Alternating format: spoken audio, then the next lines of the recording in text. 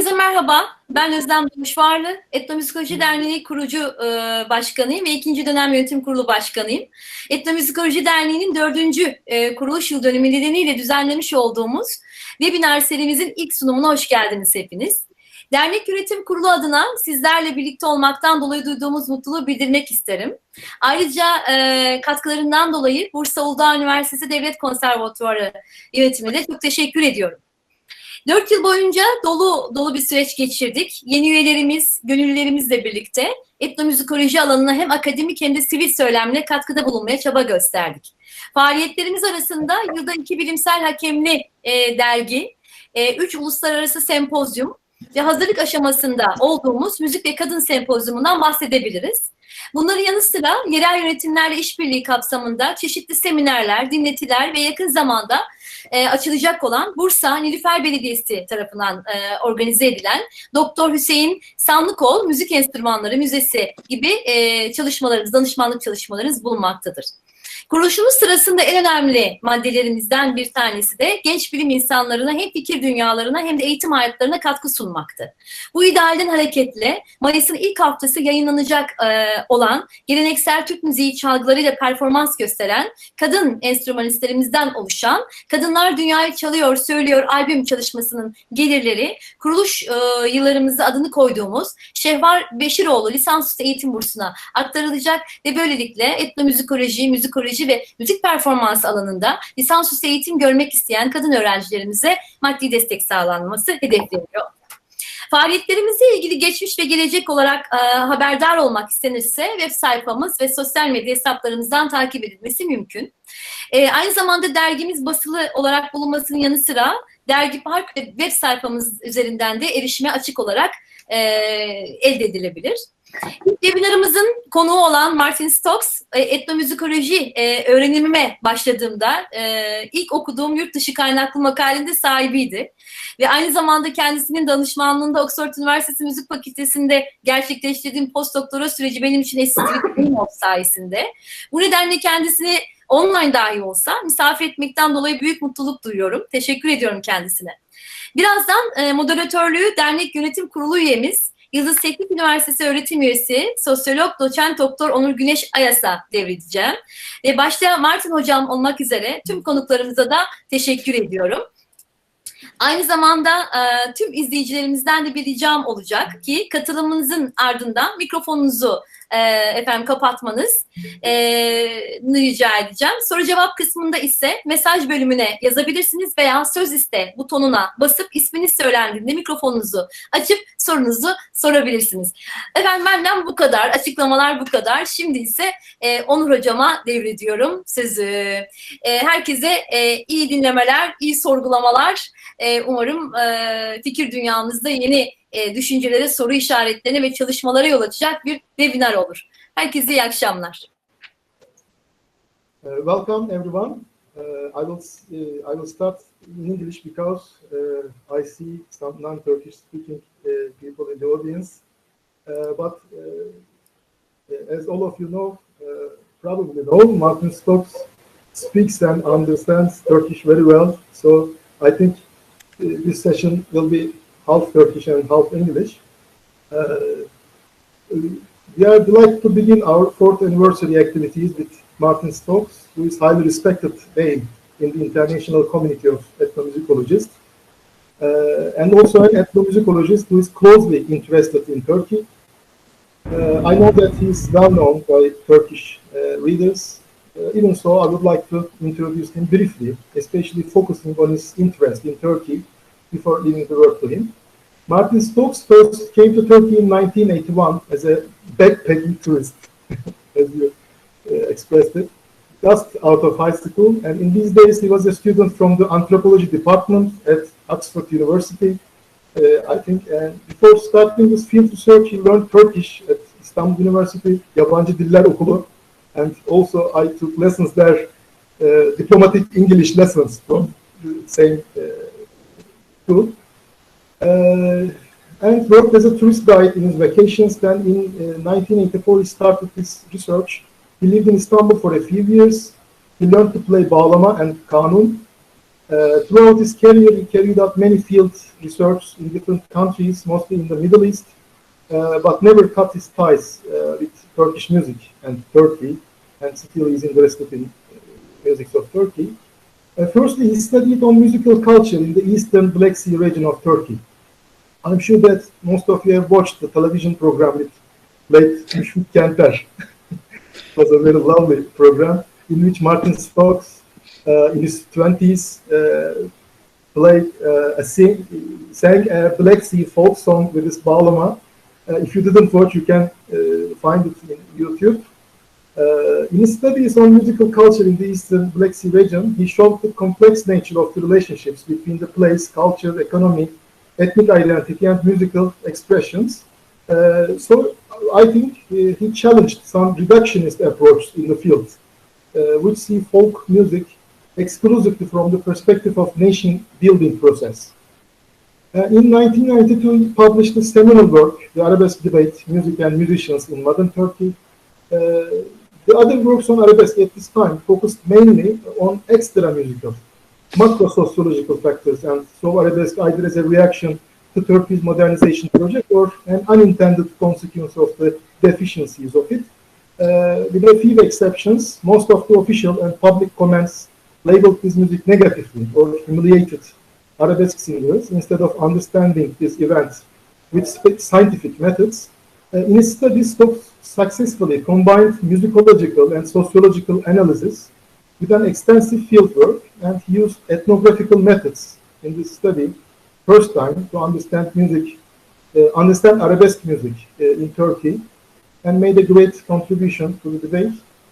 His edited book, an article on ethnicity, identity, and music, published in 1994, as all of you know, is still a compulsory reading for ethnomusicology and sociology of music courses all over the world.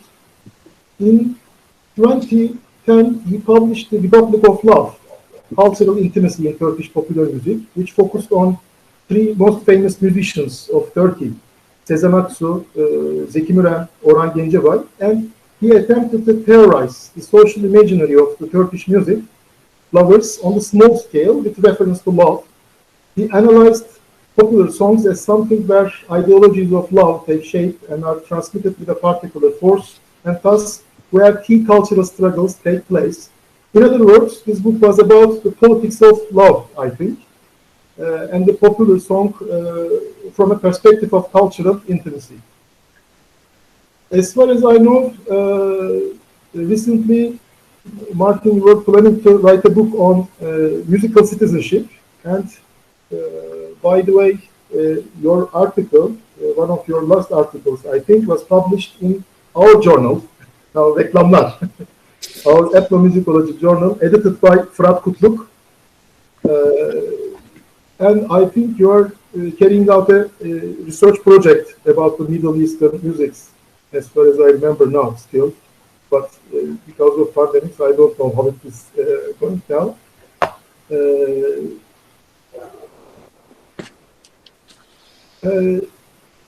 The speech will be in English, and I think there will be some Turkish parts, but question and answer session may be in Turkish or half Turkish, half English. So you can use the raise your hands button to ask questions or deliver your questions or comments to Martin Stokes. Please turn your voice off while Martin is speaking. Once Martin finishes his speech, I will give you the chance to deliver your questions and comments. Now, there are a lot of things to say about Martin, but we don't have enough time to list this huge amount of contributions to the field. And I know that you are looking forward to listening to Martin, not me. So I'm leaving the word to Martin. Thank you very much, Onur Güneş hocam, hocalarım, arkadaşlarım. Merhaba. Beni davet ettiğiniz için çok teşekkür ediyorum. Önemli bir gün sizin için. dergi için ve dernek için hepinizi tebrik ediyorum, kutluyorum.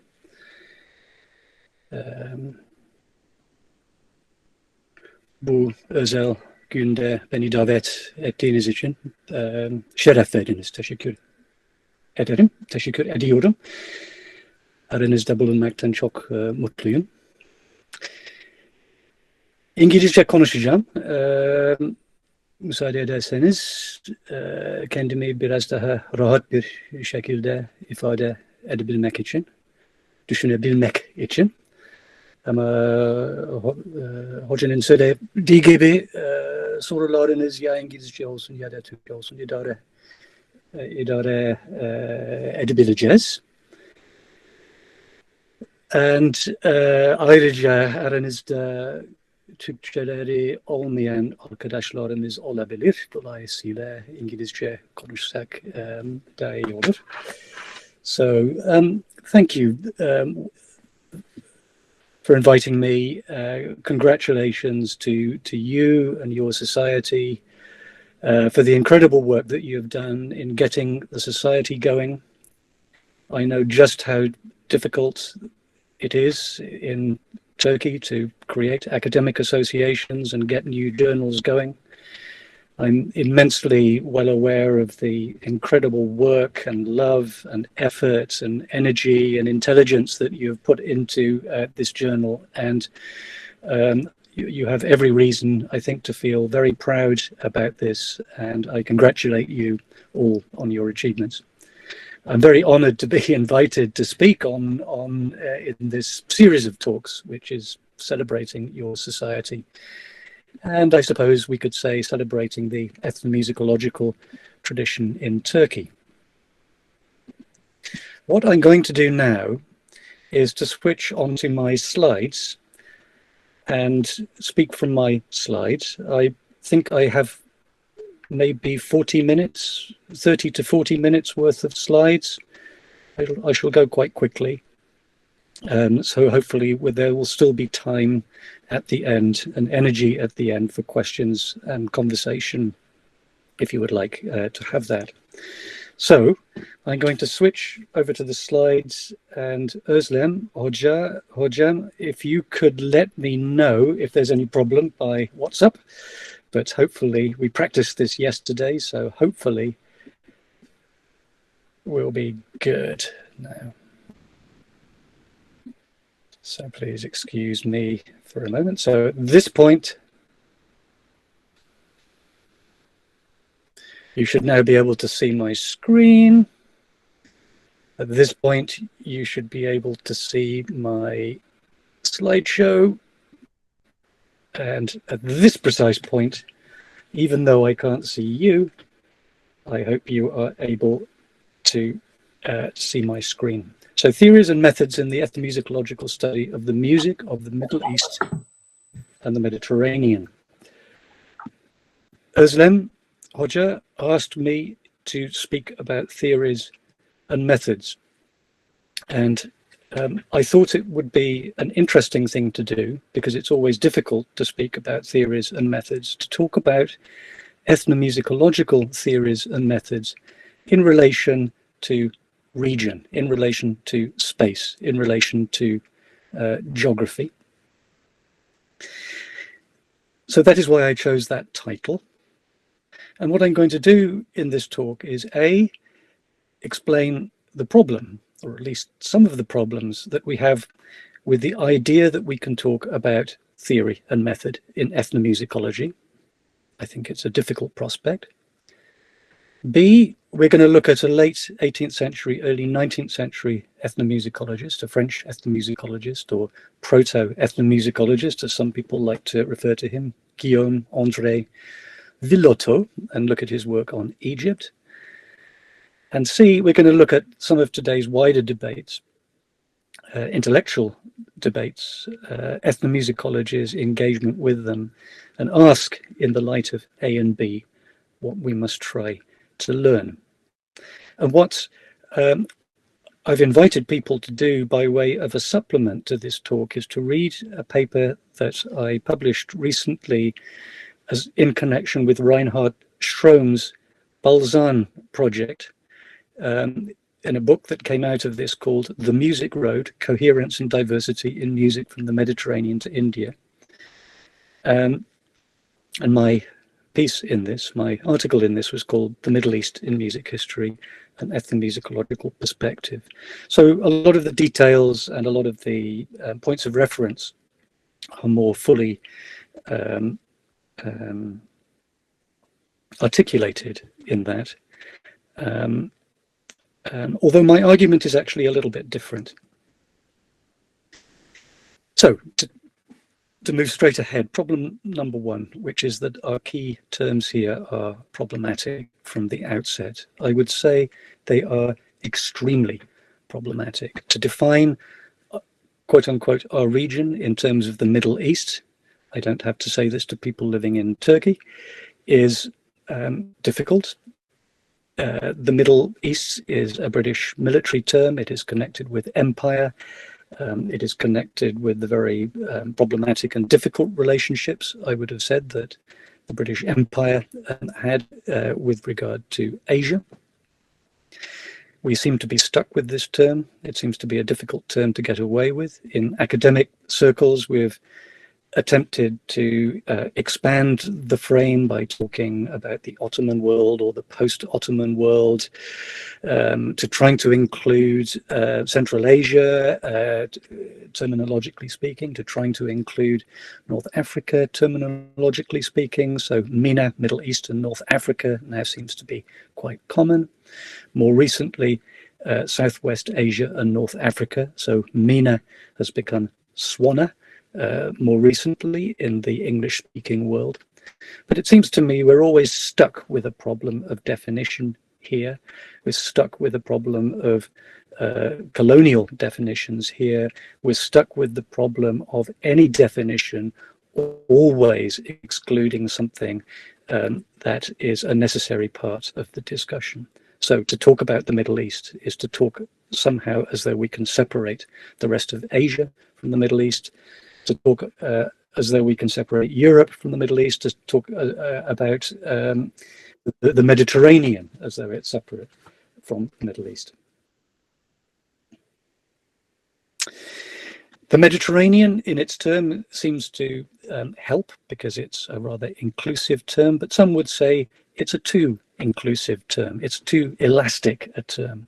Following the famous French historical geographer Brodel, some would say it's too much so. For Brodel, the Mediterranean, and I quote, was a concept capable of almost infinite expansion.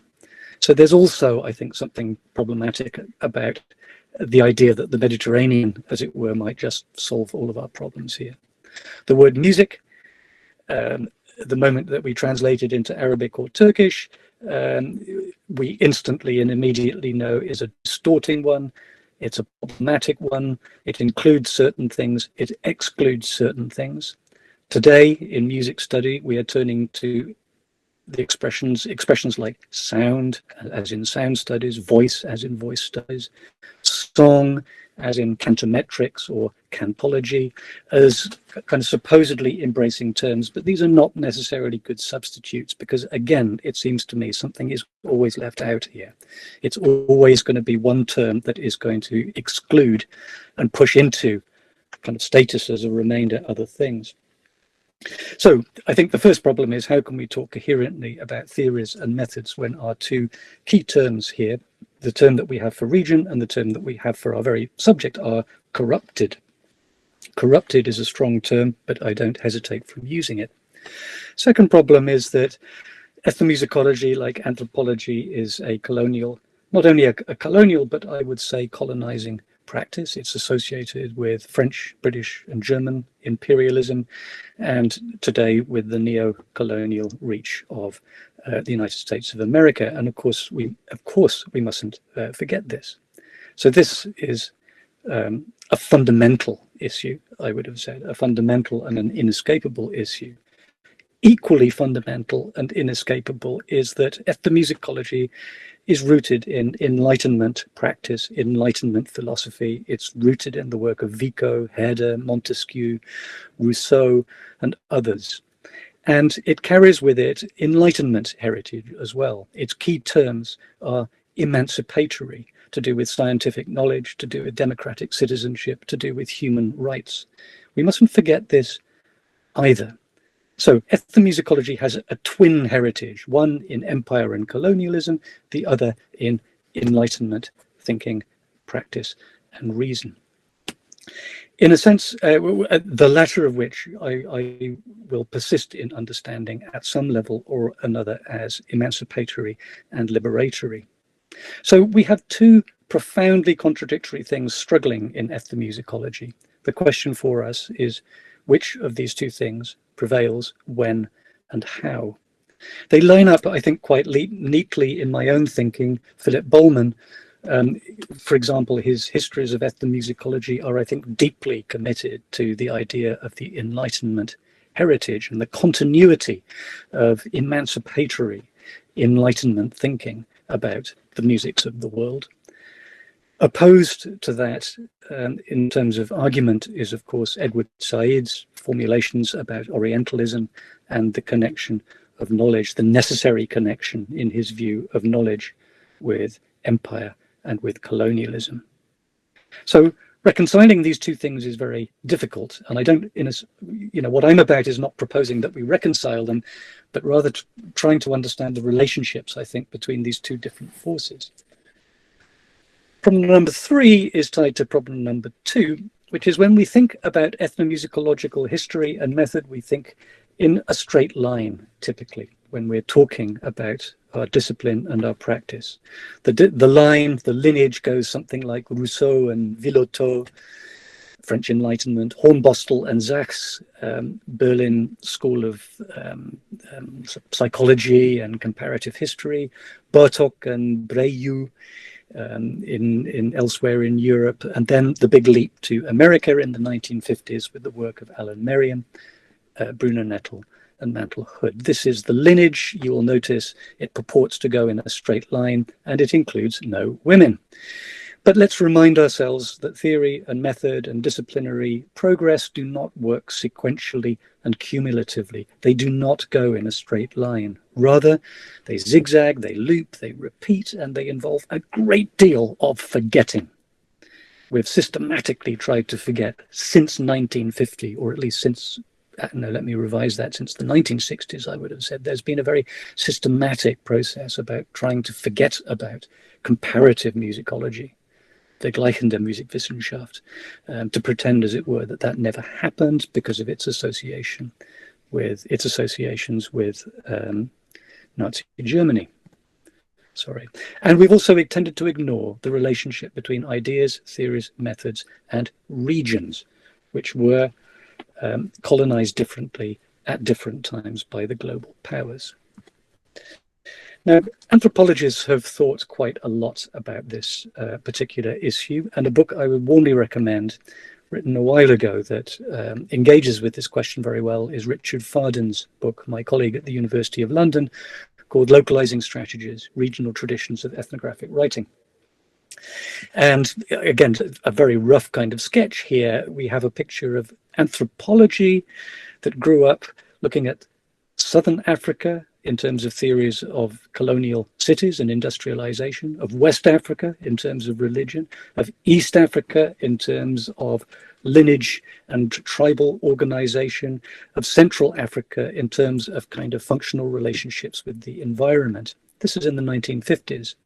Melanesia, a theoretical focus on violence, millenarianism, and cargo cults, the new religions that sparked up there with Western contact in the 1960s. India, typically being looked at in terms of theories relating to kinship, hierarchy, social hierarchy, and caste in the 1970s. The Mediterranean, again in the 1970s, looked at in terms of the questions of the relationships between ethnography and history, questions about feud, questions about peasantries. Latin America, also in the 1970s, became associated with theories to do with development, politics, and social movements. So you can see, if we look at anthropology, people are thinking quite hard about the relationship between particular regions, colonized by different colonial powers at different times, and different kind of theoretical preoccupations. Ethnomusicology has not thought too much about this. We have not thought about this as much as we should. At a very vague level, in ethnomusicological terms, we might look at Africa in terms of functionalist theories of music as being understood as being adaptive, music as being adaptive in relation to social structure, political structure, and environment. So African ethnomusicology, think of John Blacking, for example. Latin America, we would tend to think of structuralist understandings of music as a kind of system of thought in relation to a structured system of signs in relation to myth, religion, and ritual. I don't know, think of the work of Claude Lévi-Strauss and what he had to write about music. If we think about East Asia, we are looking at literate, urbane, as the French would say, musique savant, the practices of antiquity, very much a kind of textual scholarship. The Mediterranean, we're looking at history, comparativism, peasant cultures, the state, and the city. Tulia Magrini, a beloved colleague of mine who passed away a good few years ago, is an exception here. She was very interested in the relationship between region and theoretical preoccupation in ethnomusicology. So in a sense, I excuse her from my critique here. And as far as the Middle East is concerned, obviously enough, it goes without saying that in ethnomusicology, the preoccupation for obvious Orientalist reasons has been Islam. Now, I'm just going to stop at this moment and ask Özlem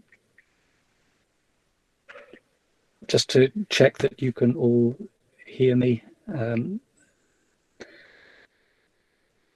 I hope to get a message telling me that everything is okay and that you can still hear me talking.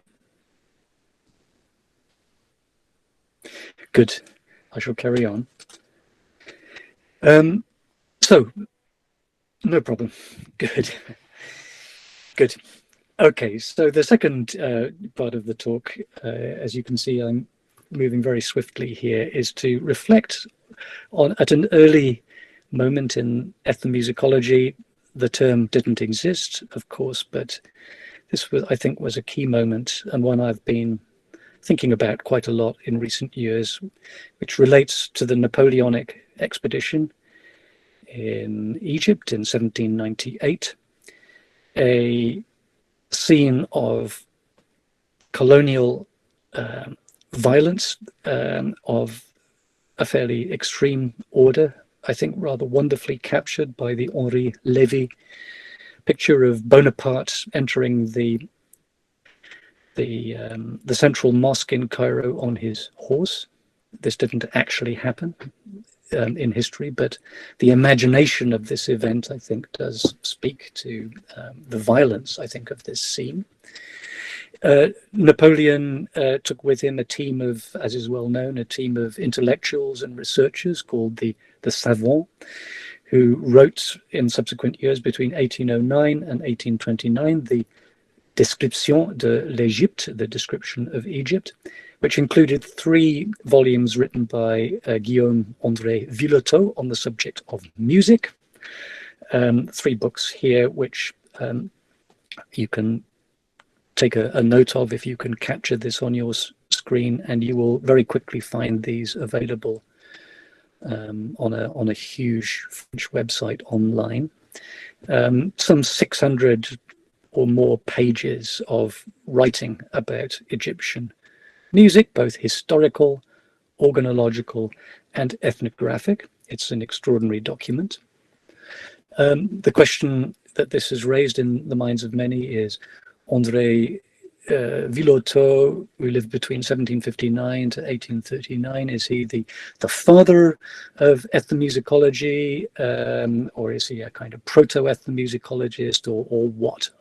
I'm not sure myself. If I was going to insisting on these patriarchal titles, I think I would go for Rousseau rather than Villoteau in theoretical terms, but Villoteau was a very important person. There is a picture of him. He had an interesting life as a professional musician in the before the French Revolution and the Republic, but he quickly found a place for himself on revolutionary committees and became a director of the revolutionary chorus at the Paris Opera early in the Revolution. He had a very interesting life. Here is another thing about Villoteau that is important, is that he was not blind, but he suffered from ophthalmia, which meant that he had a lot of difficulties seeing things, and he was very much absorbed by the question of which, from the point of view of Enlightenment philosophy, is an interesting and important one, about what it means to construct knowledge with the ear rather than with the eye. I think he becomes quite interesting in these debates about Enlightenment philosophy and what is understood to be seen, what it might mean to understand things by hearing as opposed to by seeing things. Very, very interesting man. I'm attempting here to summarize some 600 pages of extremely beautifully written and dense prose. So I will just give you a snapshot of some of the things that he was doing. One is his focus on organology and instruments, and his description of musical instruments that people were playing in Egypt at the time of the Napoleonic invasion is immensely detailed, rigorous, scientific, laid out on the page in a very beautiful and very clear way. And there is effectively a book-length study of the oud, which is an extraordinarily detailed and rigorous document to read, even by today's standards. Secondly, he was a very close listener, not just to the music that he heard, but to the people who had expert knowledge about this music. In this fascinating passage, we hear him encountering an expert in the music of the Coptic church in Egypt, and it's worth just taking a photograph of this page and reading this description very carefully and very closely, because I think it's immensely revealing. What it shows is a mind that is determined not to exoticize, or to put it another way, that is determined to think through the exotic and bewildering and, to his ears, chaotic scenario that he heard, and to try and get at where the music is, and try to get at what the correct knowledge about the music is here. Okay, so in this passage we have him thinking through a process that goes like this. These sounds to our ears are chaotic and difficult and impossible. What's more, I don't like the sound of what it is that I'm hearing. It sounds repetitive, it sounds horrible to my ears. In fact, it makes me feel extremely uncomfortable. And yet I have in front of me somebody who knows about this, and he's saying, I'm going to speak to this person, I'm going to find out what he knows, I'm going to give him all the time that he needs to explain to me what this music is and how I should be hearing it. And on the basis of this, he does his transcriptions. It's an extremely revealing passage, this. So he was methodologically, we would say now, self-reflective or reflexive. He was always thinking about what he was doing, how he was doing it, and writing this through. His transcriptions were detailed and interesting. I'll just have to go through these rather quickly, but you have page after page of things that look like this. So you see a detailed notation up at the top. I'll talk about those in a second. And at the bottom, you see the text laid out. On the left, you see it written out in classical Arabic. In the middle, you see it written out in Roman script, but capturing the Egyptian dialect, El-Ameya Masriya, the colloquial dialect of Egypt. And on the right, you have a detailed translation. What was important in Villoteau's transcriptions was that he was the first European to systematically try and understand the so-called quarter-tones, the comma sesleri. And here is one of his many keys. He had quite a rigorous way of attempting to represent these. You'll see the cross there on the Sega sesi. It's pretty easy to work out. He was immensely interested in the question of variation, repetition, and ornamentation. He realized that this was where the complexity and the interest of the music lay, and you will see in one of his successive efforts to transcribe a single song how he would engage both with the tonal nature of the music, but also with its ornamentation and its vocal delivery.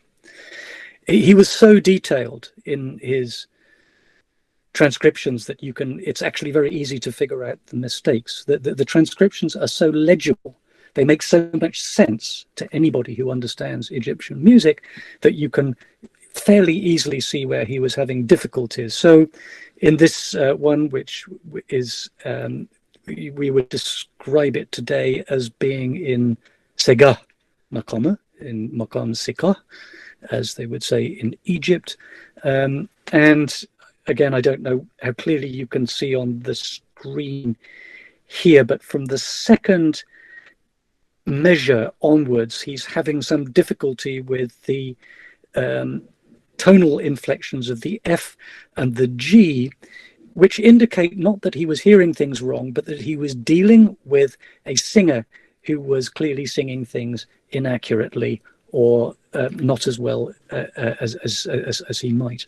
I mean, I find that the level of detail and the level of clarity I find extraordinary here in terms of the questions that we might find ourselves asking about these things.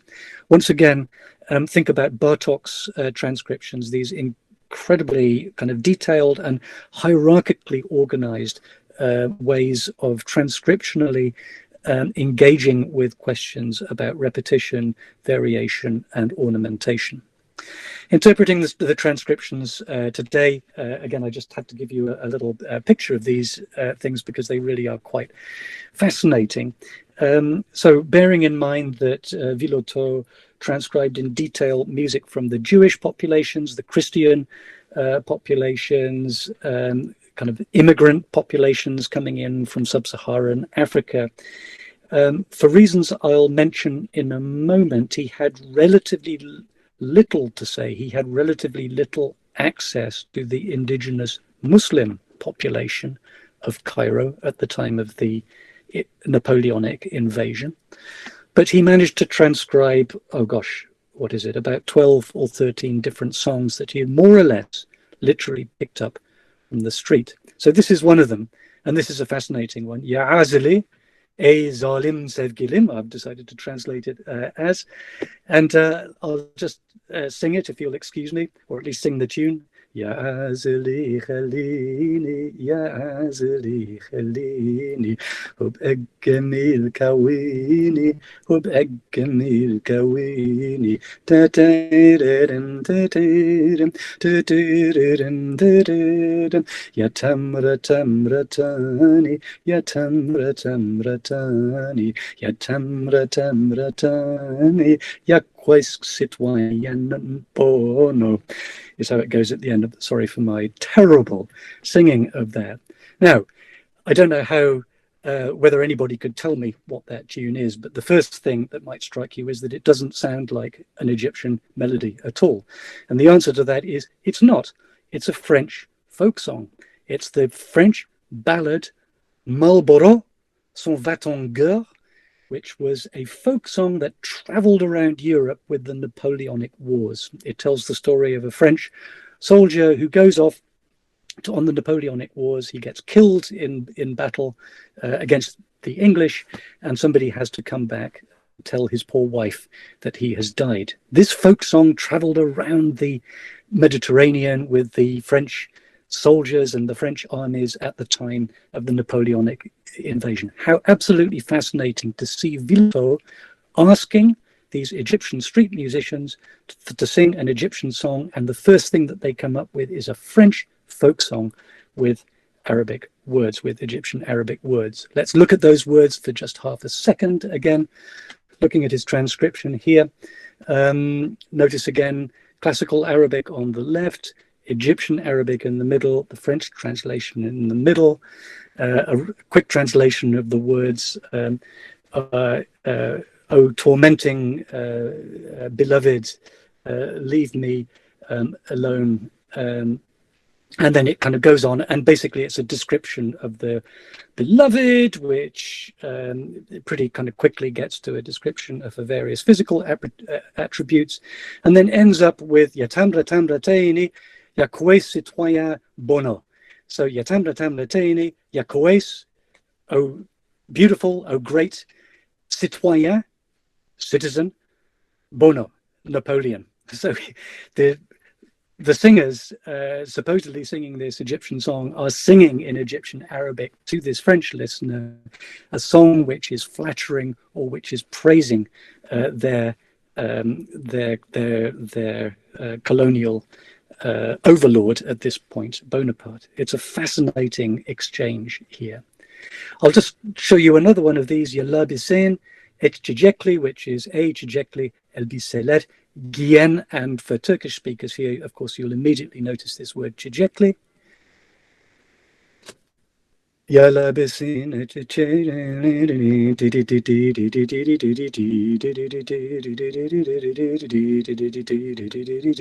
These aren't serious pieces of music. This is kind of street music here. Again, look at the words here. So the poet is addressing somebody who is wearing a flowery dress and is swathed in cashmere wool. The beloved is just wearing these rich and beautiful garments. So I just wanted you to see this, because as well as the linguistic presence of French and Italian in these words alongside Egyptian Arabic, we're also reminded that we are in the Ottoman world here, and that these song lyrics are full, as Egyptian song lyrics were full right up until the 20th century, of Ottoman words and Ottoman expressions.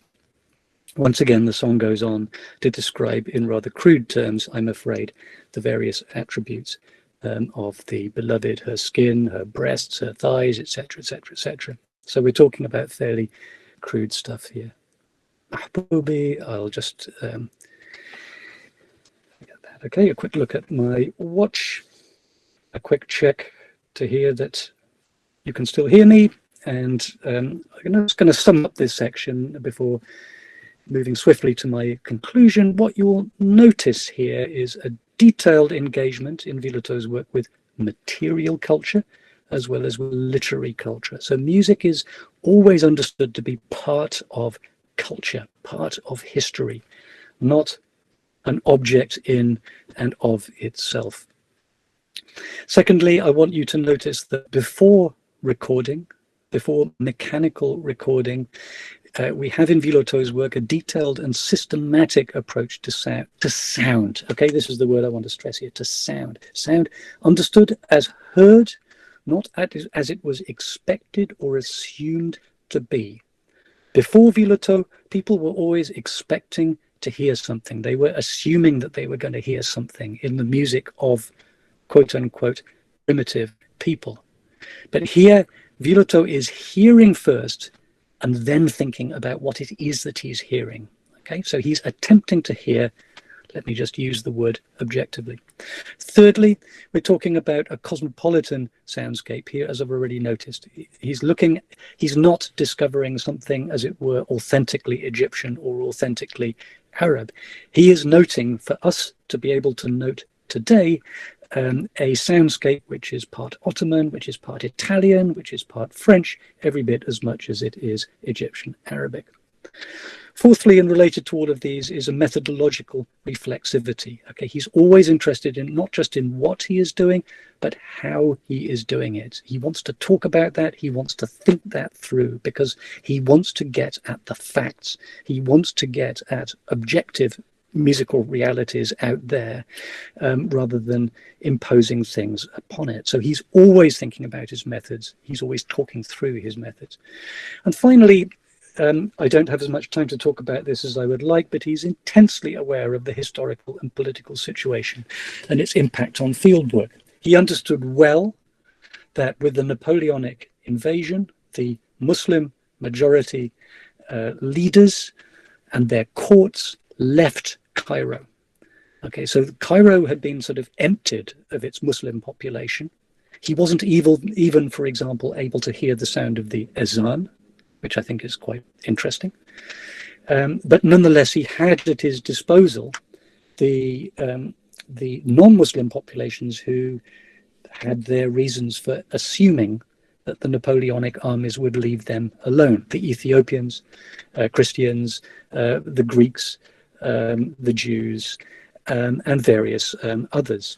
So he was always wondering about the political moment, the fact of military occupation, how that was distorting the field that he was trying to understand. He was immensely aware of what it was that he was unable to engage with.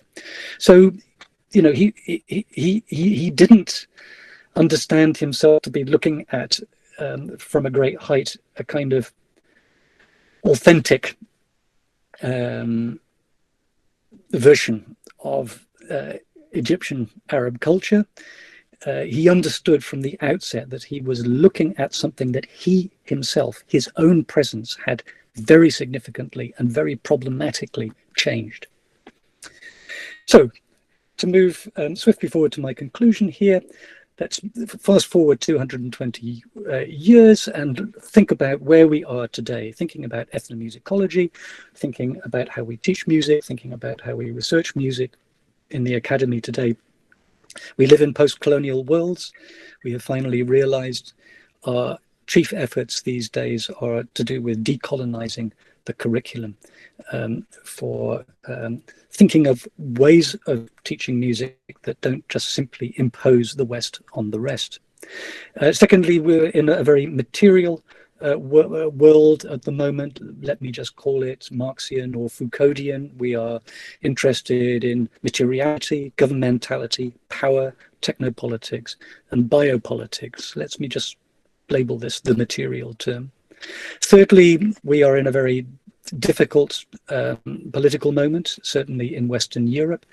We're dealing with migration, we're dealing with populism, we're dealing with Islamophobia, we're dealing with the idea of the Mediterranean as a kind of barrier, we're dealing with the idea that the West once more is trying to turn itself into a kind of self-preserving fortress. We are living as never before, I feel, in a world in which we're thinking through identity politics, through questions of race, conservative backlash, which in England we're referring to at the moment as the war on woke. Any English person listening to this will look at those words with a smile. Fourthly, we're trying to kind of provincialize the whole concept of music, and sound. So sound studies, I think, is important here. We're thinking about sounds as sounds. We're thinking about the sonic archive. We're thinking about the digital availability of recordings. We're thinking about data science. We're thinking about ways of engaging with music and sound no longer immediately through the vehicle of the written word and the conventional apparatus of the journal article or the monographs. I'm going to call this freeing sounds from the archive, and I'll give you some examples of that in a minute. Fifthly, we're looking at the rise of the performer scholar, the festival, the interdisciplinary research project. In short, alternative formats for scholarship and new publics. No longer is ethnomusicology, amongst other things, about just writing books and writing articles. It's about outreach, it's about public work, it's about activism, it's about doing other things with our knowledge. Remember too, just going back a little bit and thinking about our region, whatever we want to call it. Let's remind ourselves of an ethnomusicological study of the region in the 19th and 20th centuries committed to recording. We forget about this. The work of Snoek Hurgronje, who recorded the very first, made the very first recording of the Ezan. Very interesting story. Benjamin Gilman, whose recordings at the Chicago Columbian Exposition were the first recordings of Ottoman music. Remember, Bela Bartok, I don't need to remind you about, to more complex mid-century figures like Paul Rovsing-Olsen, Gene Jenkins, and others. Our region is one in which we see rigorous methodological experiment and reflexivity. Off the top of my head, the names of Lawrence Picken, Deborah Caption, Phil Bowman, John Bailey. It's also one in which we see an incipient blurring of boundaries between philological and ethnographic scholarship, and the work, I think, springing out of that, of George Henry Farmer, into the work of Owen Wright, Walter Feldman, Jean During, I think exemplifies a kind of meeting of philological and ethnographic scholarship that is, I think, has been very important to our discipline. I think we've also got a strong study going back to the 1970s, I would have said, of the study of refugees and migrants. And I'm thinking of the work of John and Veronica Bailey after the Soviet-Afghan invasion. And I think I should stress that the emphasis on refugees and migrants has perhaps been at the expense of an interest in the question of minorities, which I suppose for various obvious reasons throughout much of the 20th century have been a difficult question in the modern Middle Eastern states. So let's think, I really am working up to my conclusion here, a little bit about where we are right now. And this is where we're reflecting on what I consider to be the cutting edge of our field of inquiry here. Archival, what I'm calling sonic liberations, the liberation of sound from the archives. Melissa Bilal's work on Armenian music with the Ethnologische Museum in Berlin, great example of this. Mustafa Saeed's work with the Amar Foundation in Beirut, ditto. The work that the Bibliothèque Nationale de France has been doing with the Abu Dhabi Tourism and Cultural Authority in terms of the 1932 Cairo Congress archives is another very good example of just sort of getting sound out of the archive and you know, moving historical sounds into the contemporary soundscape. Secondly, new public formats for scholarship, the kind of political work that's being done here through NGOs, and by political I mean the politics of culture, through NGOs in the area of heritage, intangible cultural assets, and the work of Sharif Hasnedar at UNESCO, in Paris, and Ted Levine with the Aga Khan Foundation in recent years, I think needs to be underlined here as the important work that it is. Thirdly, the collaborative, scholarly and performative practices. This interests me. We're no longer as scholars, it's no longer quite enough as scholars, I think, just to be talking and writing and reading, but you know, performance is now being kind of folded into scholarly practice in interesting ways. Jordi Savall, of course, Julian Chilialatin Weiss, of course, rahmetli, he's passed away, Mustafa Saeed and the Arsil Ensemble, Simon Shaheen in America and the Cantora Ensemble. Fourthly, new models of activism and engagement, new thinking about refugees, minorities, activism and social movements, and think in the Arab world of all of the fascinating work that's been done on the soundscapes of Tahrir Square and the Arab Spring, and think about the ways in which we're finally finding a way to think about the Syrian war, the terrible Syrian war and its effects. Denise Gill's work here is very, very interesting and exemplary. And then finally, new models of thinking across the historical and geographic space and across the methodological spaces between philology / Orientalism and ethnography. I think I've already said something about that, so I won't repeat that. Free sounds from the archives, I just want to give a big shout out to Melissa Bilal's work, recordings of the Russian-Armenian prisoner of wars in the German camps between 1916 and 1918. I mean, you know, this is just a wonderful example, I think, about how you take archival sounds and you kind of push them back into the current historical moment in ways that I think are genuinely important. And here on the right is an example of Mustafa Saeed's work with the Amar Foundation. Again, getting sounds out of the archive and back into contemporary soundscapes in ways that are proving to be very consequential in the Arab world. Would Villoteau have recognized any of this? To an extent, yes. I think the intellectual commitments and doubts that continue today are fundamentally similar. The bargain struck between knowledge and power on the one hand and knowledge emancipation on the other, fundamentally an 18th century Enlightenment bargain, I think, is fundamentally similar. Does this help us to think about ethnomusicology's colonial past and presence? I think the answer to that is yes. Does this help us with our own efforts to decolonize? Yes. I think it might teach us, A, that we don't know the answers yet, that we're still feeling our way forwards, and B, that humility and patience will always be required.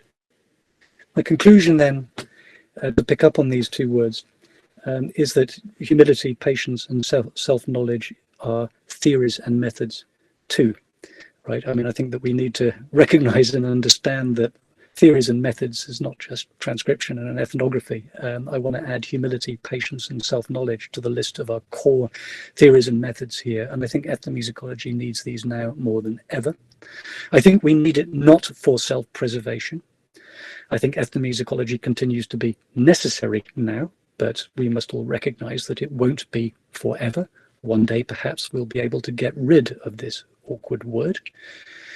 But I think that it is, ethnomusicology needs humility, patience, and self-knowledge for the pursuit of knowledge and understanding itself. I'd like to conclude by thanking you once again for inviting me, because this feels like a very special occasion. It is a very special occasion, and I warmly congratulate you once again on your anniversary and your great successes with the Society and with the journal. Thank you very much, Martin, for this thought-provoking speech, talk, which explores the relationship between the region, theory, and methods, and which is also ignored in ethnomusicology, I think. So it was a very interesting talk. And I want to say something about the song that you sang beautifully, the Arabic song. It is very similar to a Rast Shul, composed by Zekai Dede. It is very interesting. Yeah. The melody is exactly the same. And also, the Arabic Shul Ilahi, Rast Ilahi of Zekai Dede is influenced by the Arabic music. So it is very interesting. I think that there is a story to be told about this folk song, Marlborough s'en va en guerre, that needs to be looked into, because travelers across the Levant and the Eastern Mediterranean keep on saying the same thing. I asked the Greek sailors to sing me one of their folk songs, and you'll never guess what they sang. They sang this French folk song.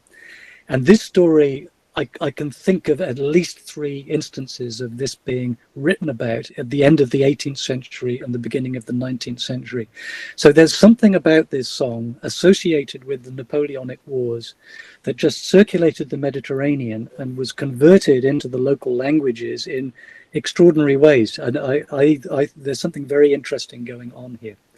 Because the moment that you sing it, you increase the speed. Instead of singing it in Rast Makama, you sing it in, turn it into a major folk scale. Of course, it immediately sounds like a Northwestern European folk song. And to this day, everybody in France knows this song. It is still a very popular folk song in France. So just with that folk song, and just the fact that Villoteau picked up on this And of course, he writes at the bottom, of course, you realize, dear reader, that this is none other than our own French folk song. How interesting is that? The fact that he picks up on that is, I think, very revealing. Yeah. But I didn't know that about Zekai Dede, and well, there we go. We should look further into this. Our common friend Harun Korkmaz sang this song. Okay. Okay, we'll let's look into that and see just how similar it is. It's very nice. Would that be interesting? I think we can proceed to the Q&A section. You can deliver your questions and comments by using the chat button or chat section, or you can raise your hands. Yeah, I should say that I have my chat open, so if you would just like to make any comments, I will notice them there. If you would rather type than speak, that's fine. You can see the comments, right? Yes, I can see the comments, okay. Yeah. And of course, they can be in Turkish as well. Türkçe olsun, İngilizce olsun, fark etmez. Evet, yani sorularınızı Türkçe'de sorabilirsiniz. Sorularınızı, katkılarınızı Türkçe'de alabiliriz, İngilizce'de alabiliriz. I see Gregor Samba. Onur Hocam, Zeynep Sarı Kartal bir söz istedi. Aşağıda. Göremedim ama Zeynep, evet. Zeynep Hanım. Samba da istedi. Gregor Samba da istedi ama Zeynep Hanım istiyorsa bir sesini açabilir ve ekrana gelir o zaman. Mikrofonu çalışmıyormuş. Tamam. Peki. Gregor Samba evet. Hello, can you all hear me? Yes. Yeah. First of all, thank you very much for your presentation. I did learn a lot. You did mention at the very beginning that we have some terminological problems in our recent times. That, for example, Middle East was a problematic one, Mediterranean is a problematic one. But I wanted to ask, what do you think about the term ethnomusicology and its ethnocratics? Thank you very much for your answer in advance. Yeah, well, don't thank me in advance because I might not have a very good answer for it, because that's both a very important question and a very good question and a very timely question as well. Look, here is how I would put it. I continue to feel that we need the term ethnomusicology to remind us that all music is ethnic, which is to say that it belongs to an ethnos, which is to say that it belongs to a social group. The problem with the term is not a problem with the term, it's a problem because we've got two terms, one of which is musicology and the other which is ethnomusicology, which suggests that we have musicology for the West and that we have ethnomusicology for everybody else. So that's the problem, as it were. The problem doesn't lie in the term ethnomusicology. The problem lies in the fact that we've got two terms here and that we insist on dividing the world in these terms. So I think we need to be clear that's the problem, that the problem doesn't lie in this term ethnomusicology. I think the second thing I'd want to stress is that from every side in the United Kingdom, I'm hearing people saying, you know, we need to stop making these distinctions and discriminations. We need to stop talking about popular music studies, about Western musicology, about ethnomusicology, about sound studies. We need some term that kind of covers everything, right? We need some term that we can just put around all of this and that will get rid of all of these awkward and difficult questions about which music that we are looking at. Now, here is, I mean, I'm sorry if I'm going a bit slowly here, but this for me is an immensely important question. Here is where I feel we are at the moment, and certainly in Western Europe. If we just say, just forget about all of these distinctions, we're just studying music, we're just doing music study here, what's going to happen very, very, very quickly, and I think we saw this with the so-called new musicology about 30 years ago, is that an old agenda imposes itself very, very quickly, which is to say an old agenda which finds a way of saying we've got important music here, which we look at, and we've got less important music that we're going to forget about. Because of the way in which our institutions are set up, this notion of what constitutes important music will end up being European music once again, and not only will it end up being European music, but it will end up being German music in particular. Okay, that is the politics of the situation. That is where we are at the moment. If we dispense with these distinctions, and if we try and run our music departments and our academic societies without these kind of distinctions, that hegemony will impose itself again. There is zero question about this, because this is exactly what has happened in the past. So I am not prepared to see these distinctions being swept away. Okay, I'm not prepared to accept the idea that there's a kind of one size fits all for the study of music. Because if we allow that to happen, my feeling is the rest of the world disappears. All sorts of questions about class, race, and ethnicity disappear. All sorts of questions about difference disappear. And without that, we have lost all of the gains that we have made in our fields of study over the last 30 or 40 years.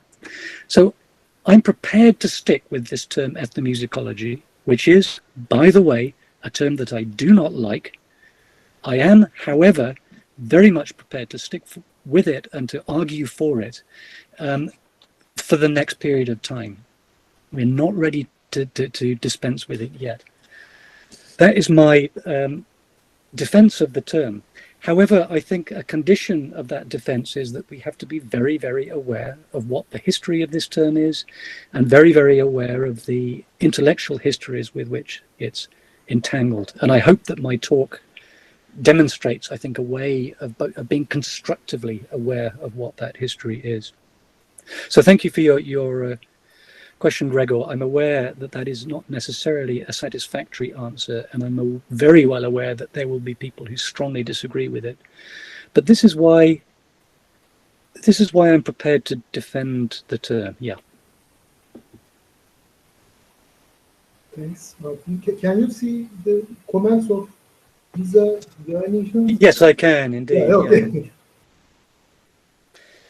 Onur Hocam, Zeynep Hanım Yes. şu an... Sorry, Gisa has made a good observation. Is that question, I think.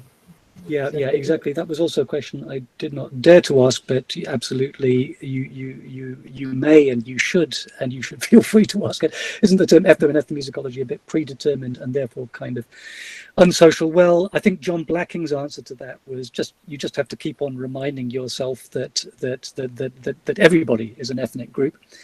The term ethnic group itself is in some ways underdetermined rather than overdetermined, which is to say that ethnicity is all about boundaries which are flexible and contextual and which let people in just as much as they keep people out.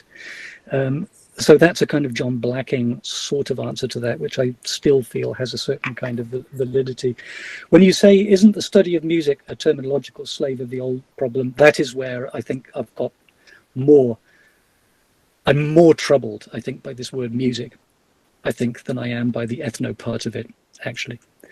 And I'm more troubled by it because I think the alternatives, sound studies, cantologies, for example, we've just been debating this with Gary Tomlinson, in fact, very recently. I'm not sure that any of the alternatives that are being suggested are better, but I feel this word music is way more of a problem, actually, than this expression ethno. Alicia, thanks you very much for this presentation. And Zeynep Hanım, merhaba. sorabilirsiniz. Kusura bakmayın, mikrofonum çalışmadı başta. Hello, dear Professor Stokes. I read all your work and I'm a great fan of your approach, and I don't know how to express my gratitude to your work. I want to ask something very specific about the term cultural intimacy.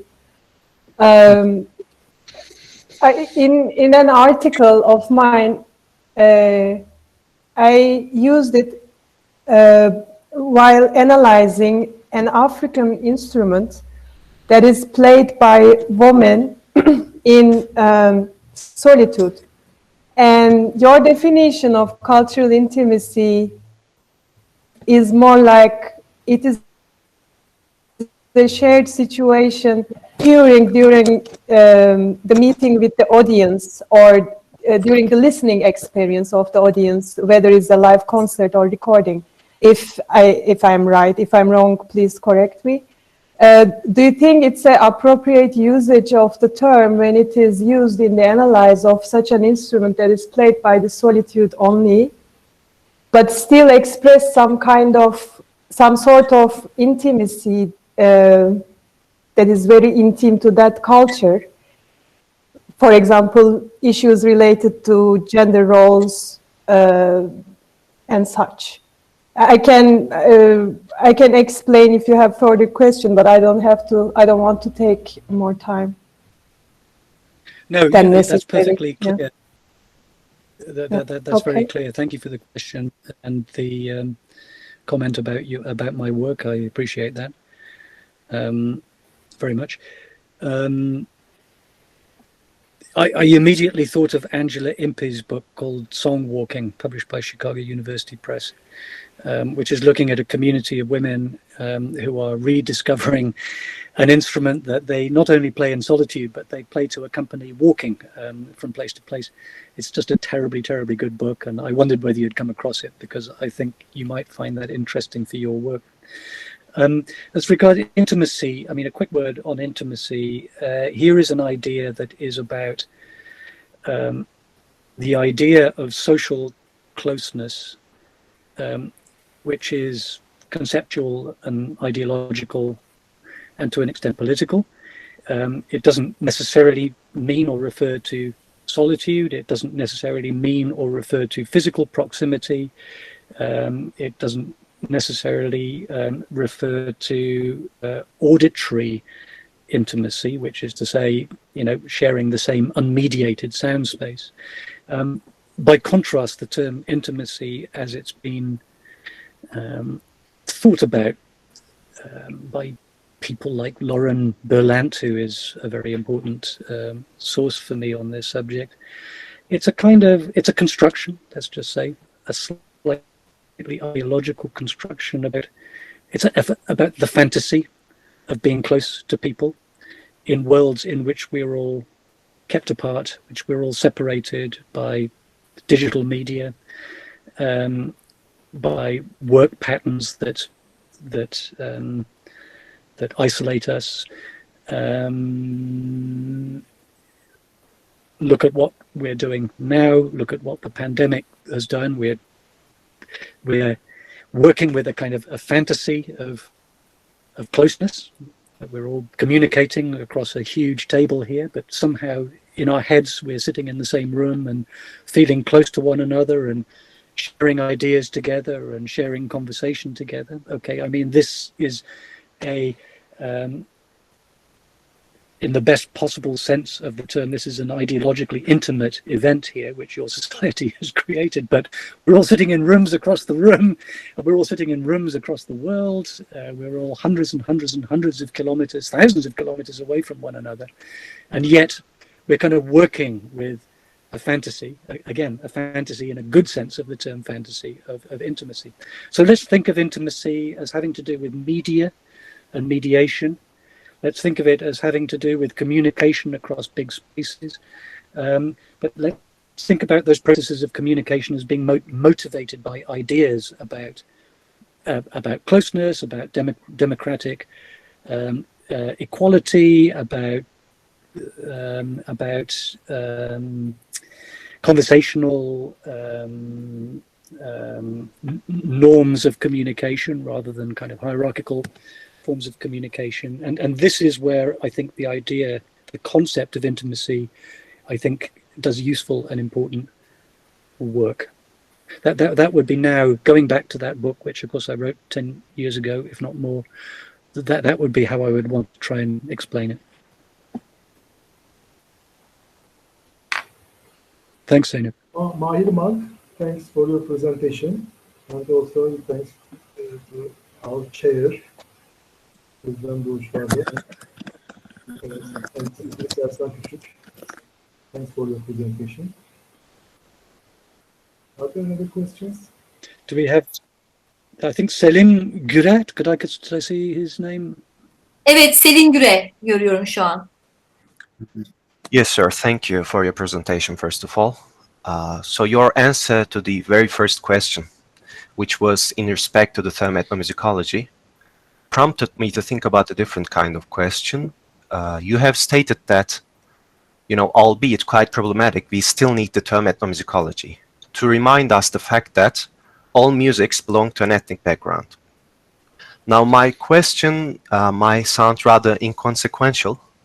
Nonetheless, I shall ask, given that all music is ethnic, how could one differentiate between two completely different kinds of music which spring from the same ethnic background? Because when I hear the term ethnomusicology, the first thing that pops into my mind is anything that's non-classical. Thank you so much. Yeah, I mean, look, I'm not going to, I don't think I can do anything more other than repeat my own unhappiness with this word ethnic and ethno. It's a deeply problematic term. It's come to mean, I think, some very specific things. Once upon a time, I think it meant much less specific things. It meant what was the ethnos in ancient Greek thought and philosophy. The ethnos was the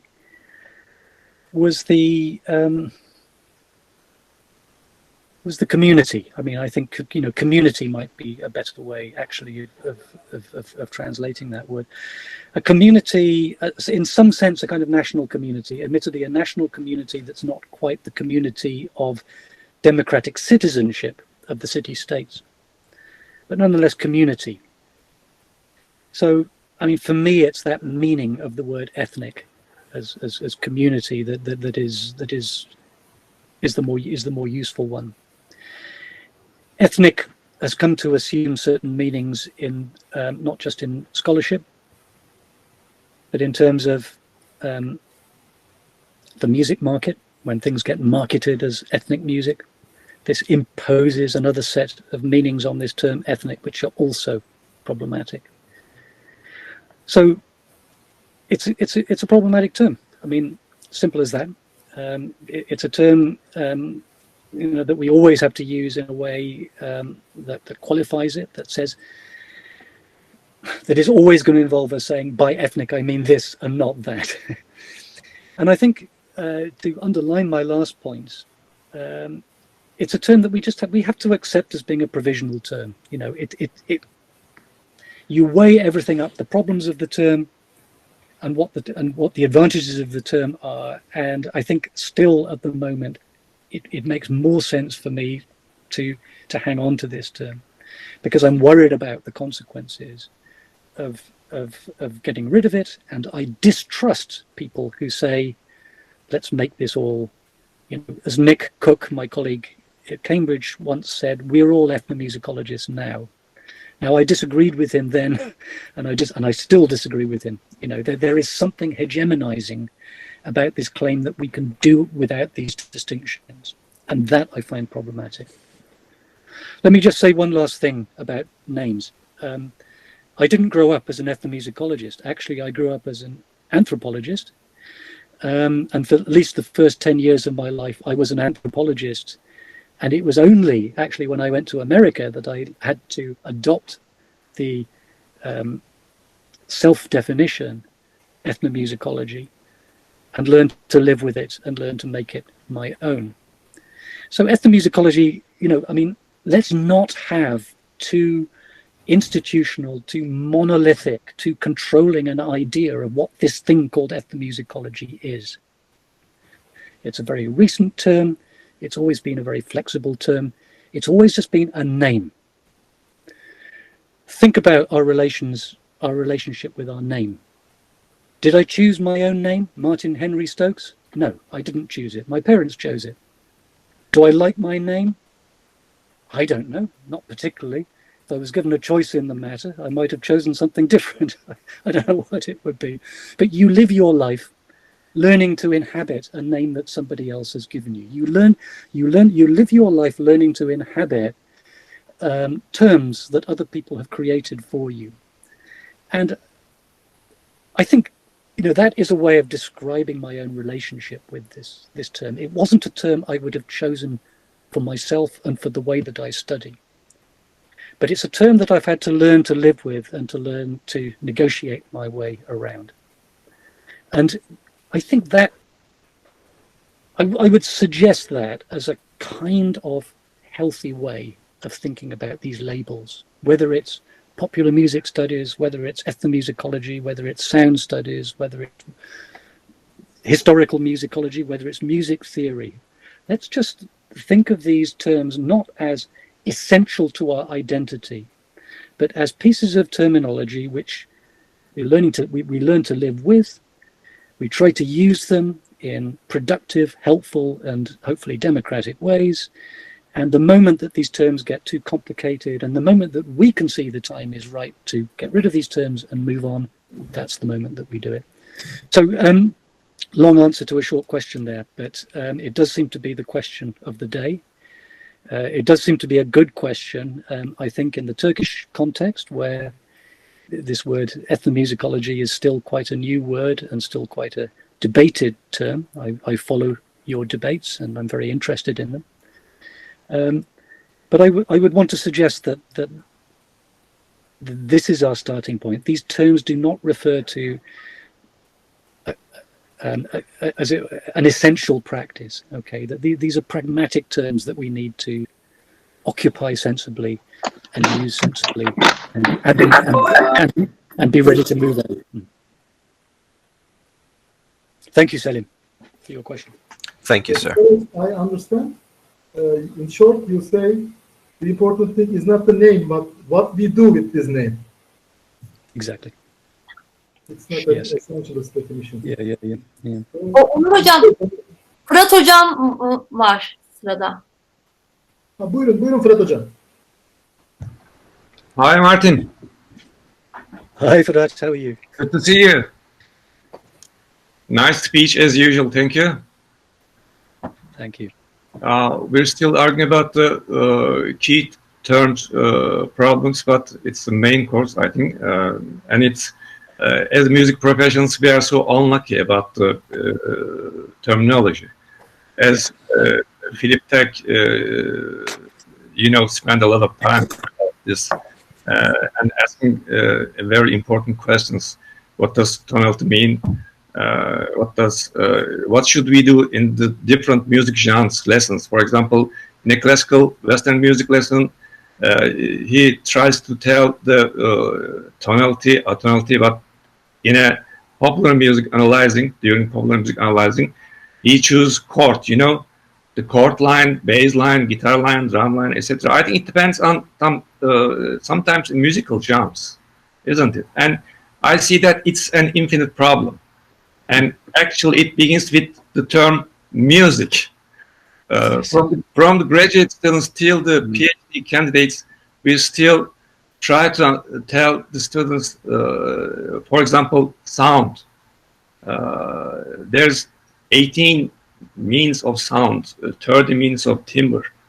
And it goes and goes and goes. And I see that it's an endless problem. So, what do you suggest? The genres help us for this problem, or and also it goes on from the makam, ayak, and a lot of terms. Mm-hmm. Yeah, I you're exactly right. I think we are uniquely unfortunate in our disciplinary concerns because we're stuck with this word music. I'm in the whole debate about ethnomusicology, as I keep on saying, I'm really not very worried about this term ethno. But I am really worried about this term music. I think it just creates so many problems. It draws so many lines across the space. It creates so many problems for us. This is where I think that the more serious difficulties lie.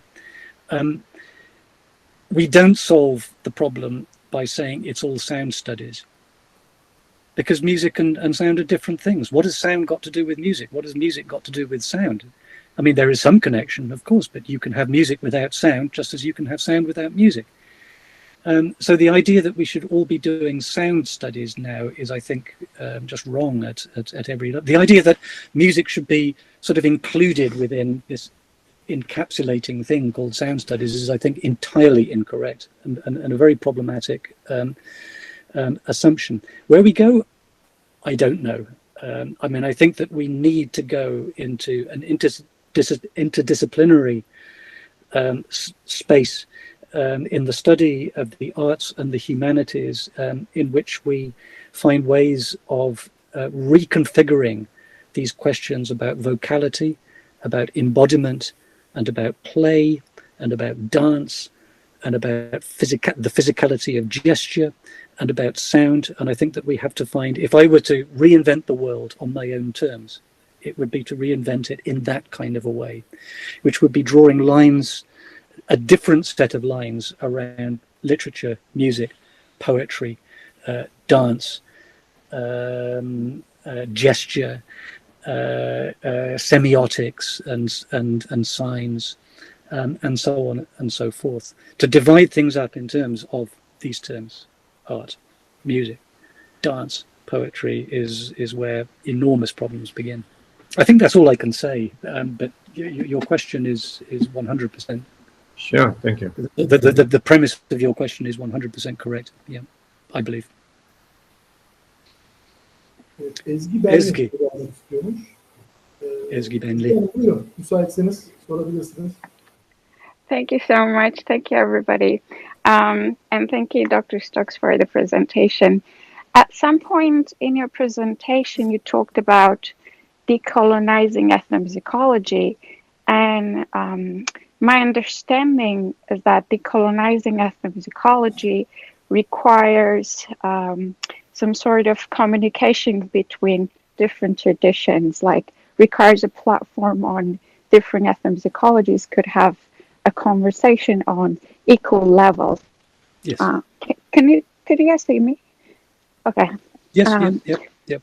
So on my own research, one of the things that I'm finding very challenging is that I'm expected to use Eurocentric norms all the time to justify my own research. So I was just wondering, what are you suggesting for new scholars to challenge this notion of Eurocentric notions and terms that we're expected to use on our research? How we can bring indigenous knowledge? Sorry, was it clear? No, that's I'm in a rather public place, so I have to put this mask on. Thank you, Ezgi. Thank you. That's again a very topical question, and also a question that I don't have good answers to, because the debate is so intense and it's so ongoing. I think one thing to say is that this is a process. We're not going to get there quickly. We've been trying for a long time. We've been quite unsuccessful, I think, in our efforts to decolonize, although we've been talking about it since the 1960s. Now's a moment to try again, and to try better, and to try harder. That's where we are.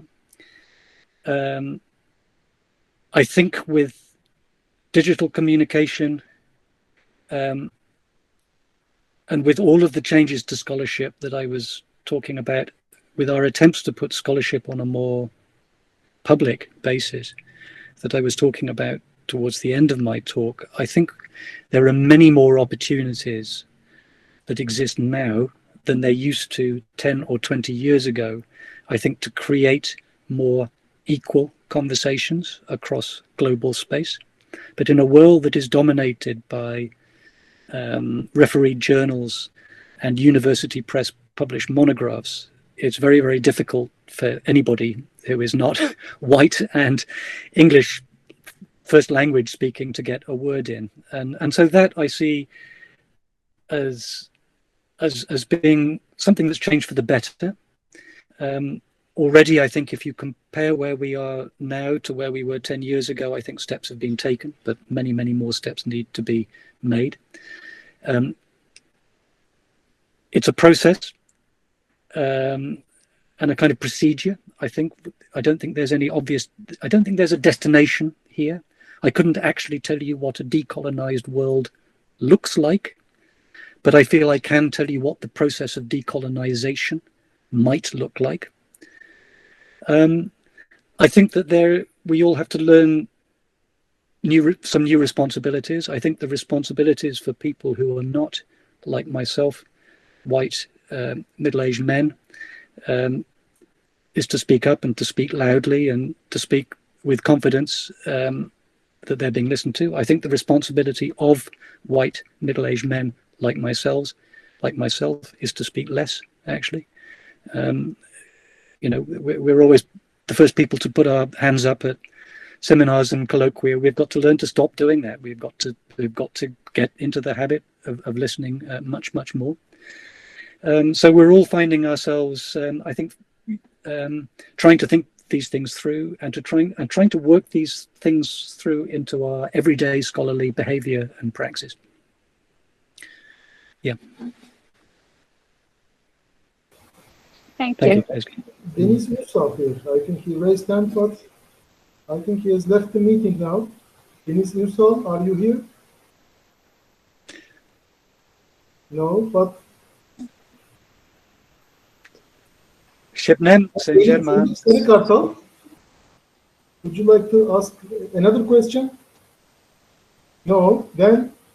Deniz Aydar, I think. No, okay. Şebnem Saint-Germain. Thank you for your presentation. Yes. Onur Hocam. Do you want to ask? Deniz Aydar. Deniz Aydar. Aydar, evet. Deniz Aydar, are you here?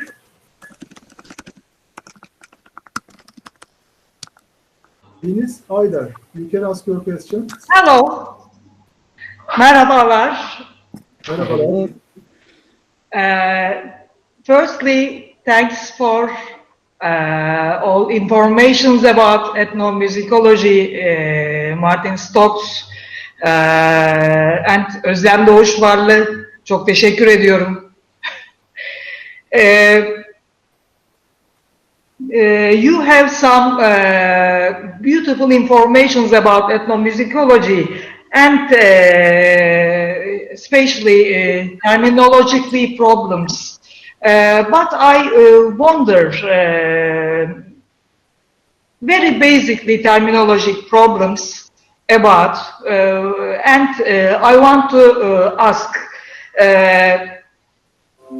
what is the difference? What is the basic difference between musicology and ethnomusicology? Or is there any difference musicology between musicology or ethnomusicology? I wonder, really. Yeah, I think I'll try and give a quick answer to a very good and complex question here, but I think that there is no essential difference between what musicology purports to do and what ethnomusicology purports to do. We have created a situation in which the term musicology is directed to the study of the West and its music, and in which the term ethnomusicology is used to talk about the non-West and its music. So that is the problem, that is the difficulty that we face. This is a very incorrect, problematic and troubling way of dividing up the world. And if we are to continue to use this word ethnomusicology, we have to to think back to a moment when the term ethnomusicology did not mean the study of the non-West. And this is where I think we must restart, I think, the whole question. Am I ready, as I said before, am I ready to see the distinctions? Am I ready to see am I ready to accept a situation in which it is being said, let's get rid of these distinctions between ethnomusicology and popular music studies and music theory and music history and all of these different things? No, because I think that with that move, we risk the reimposition of some old hegemonies in our academic practice, and we risk erasing all of the questions about difference that are, I think, essential to how we move forward. So I think that's my capsule answer to your important question there. Yeah, thanks. Thanks. Thanks for all your informations.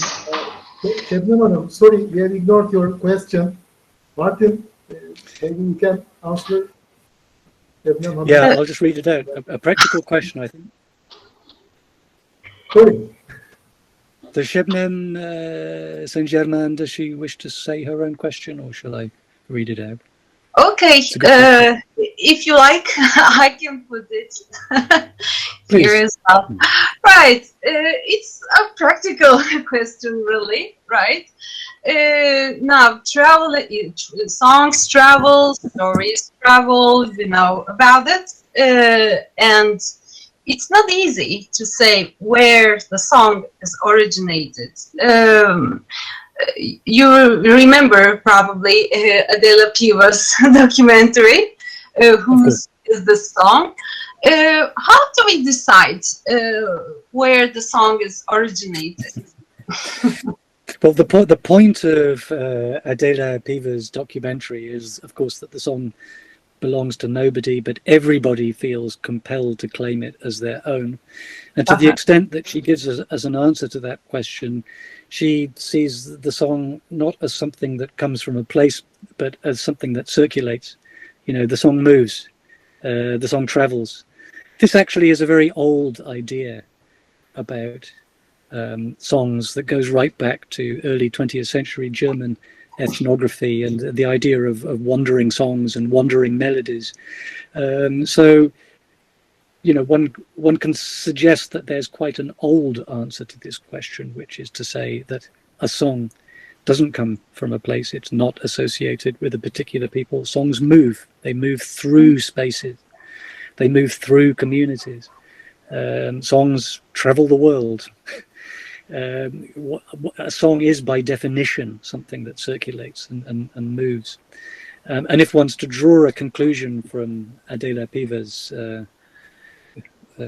Üsküdar'a giderken, I think it's that more than anything. But I mean, I think what lies behind your question, because you were originally asking about, you know, how one decides whether Marlboro S'en va en guerre is a French song, or at what point it becomes an Egyptian song, or at what point it becomes a Greek song. I think it's a very similar kind of question to that. It's claimed by a particular community at a particular moment, but then almost immediately it circulates, and the circulation then kind of generates all sorts of questions, which are Adela Piva's questions as to whose song is this. But it's of the essence of the phenomenon that there's no answer to it. I love the question. I don't have a great answer to the question. Okay, thank you. But I mean, the particular song, I'd love to know more about it.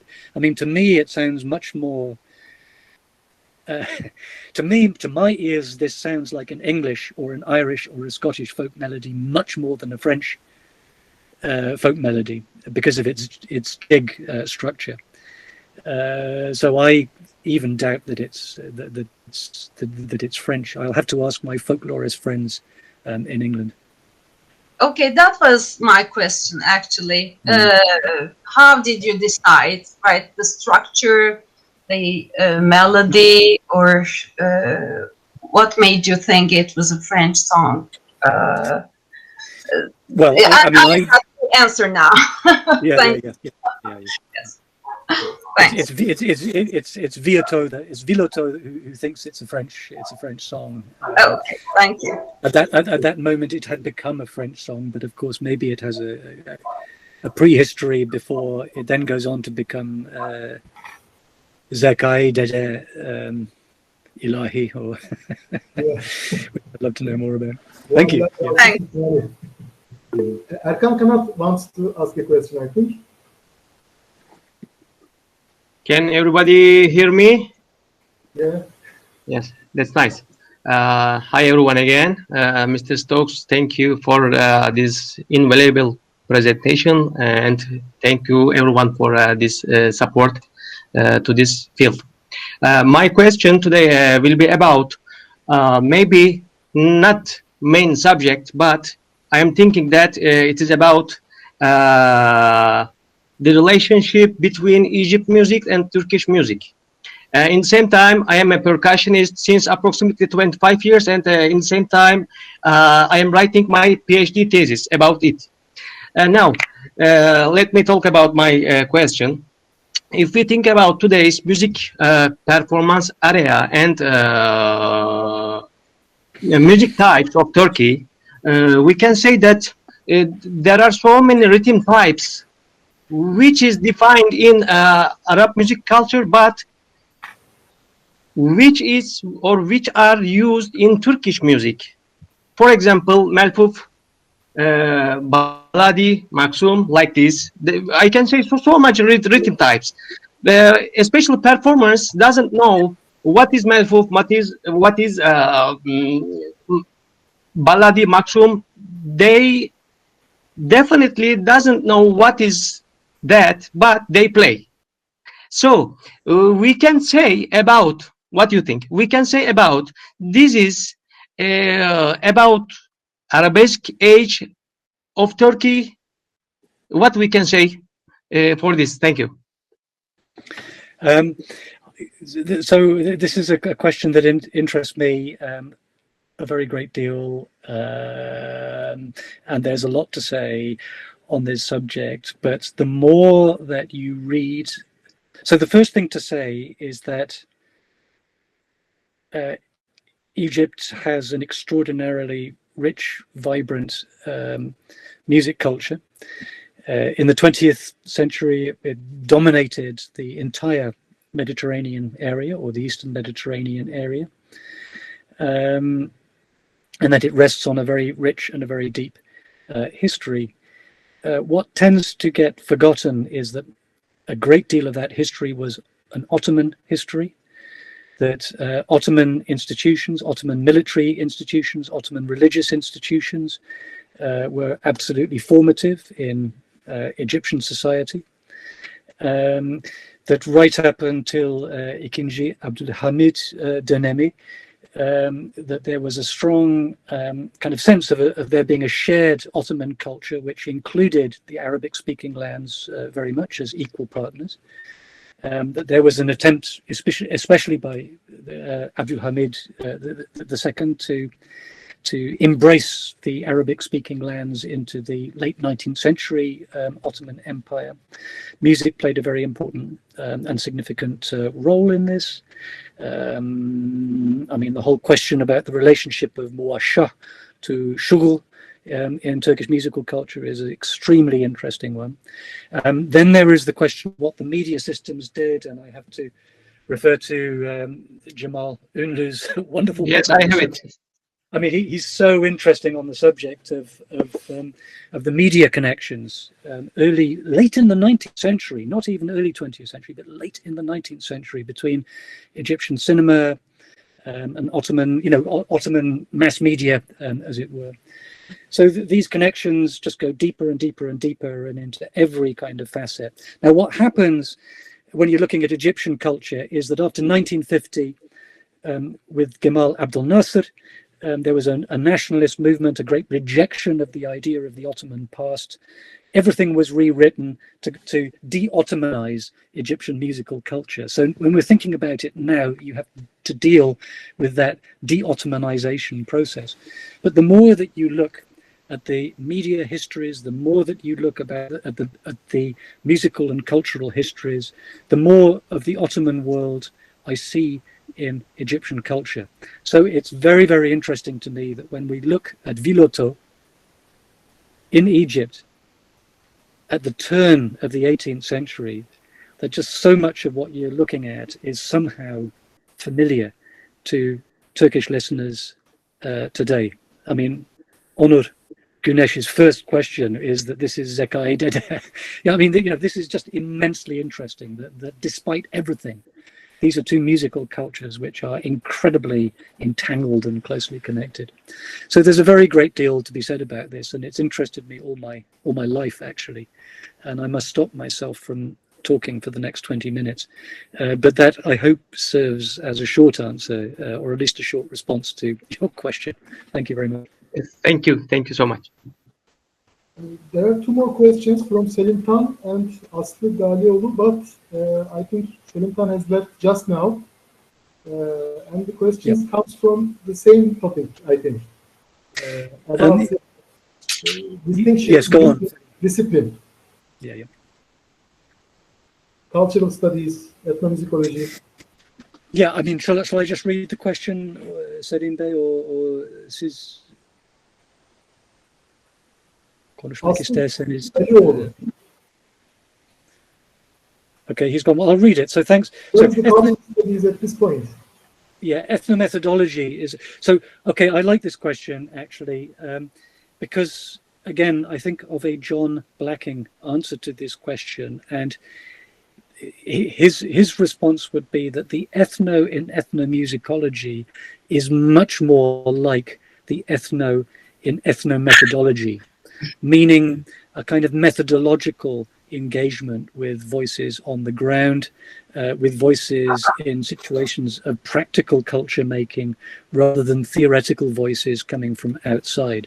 So, I mean, I think that is a correct way of looking at the question, at least at how, for much of the 1980s and the 1990s, perhaps to the 1970s, the ethno in ethnomusicology was understood, much more like the ethno in ethnomethodology.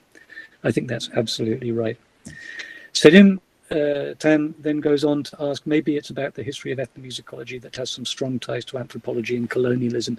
And again, I think as my talk will have showed and underlined, I agree with that. I think that because of that history, of its connections with anthropology and with colonialism, the ethno in ethnomusicology has persistently been dragged in that direction. So the analysis that you've presented in your neat question there is I think one I would agree with, actually, yeah.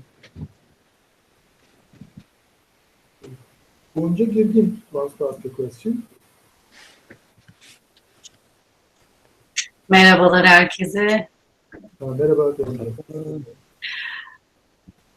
Kamerayı açamıyorum, kusura bakmayın. Bir sorun var, böyle sesle idare edeceğim.